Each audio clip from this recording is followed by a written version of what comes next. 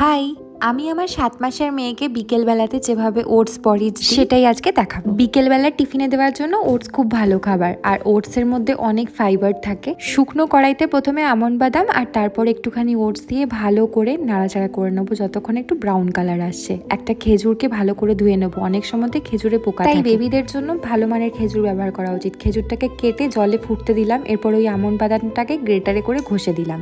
কিছুক্ষণ ফুটে যাওয়ার পর ভেজে রাখা ওটসটা ওর মধ্যে দিয়ে আবারও ভালো করে ফুটতে দিলাম। কিছুক্ষণ পর এটা এরকম দেখাবে। আর মাহি যতক্ষণ আমি রান্না করে থাকি ঠিক আমার পেছন পেছন করে। তোমাদের বলেছিলাম না মাহি দাঁড়াতে পারে, এখন না মাহি হাত ধরে ধরে একটু একটু হাঁটতেও পারে। এই দেখো, তোমাদের একটা ঝলকও দেখাবো। যাই হোক, রেসিপিতে ফেরা যাক। এতক্ষণে ওটা হয়ে গেছে, এটাকে আমি এবারে ভালো করে ছেঁকে নেব। এখন তোমরা অনেকেই বলবে ছাঁকনিতে করে ছেঁকে খাবার খাওয়াতে নেই, কিন্তু ছাঁকনিতে করে ছেঁকে না খাওয়ালে মাহির চোকিং হওয়ার সম্ভাবনা থাকে। আমি এর মধ্যে ফর্মুলা মিল্ক মিশিয়েছি, কিন্তু তোমরা চাইলে ব্রেস্ট মিল্কও মেশাতে পারো। চলো টাটা।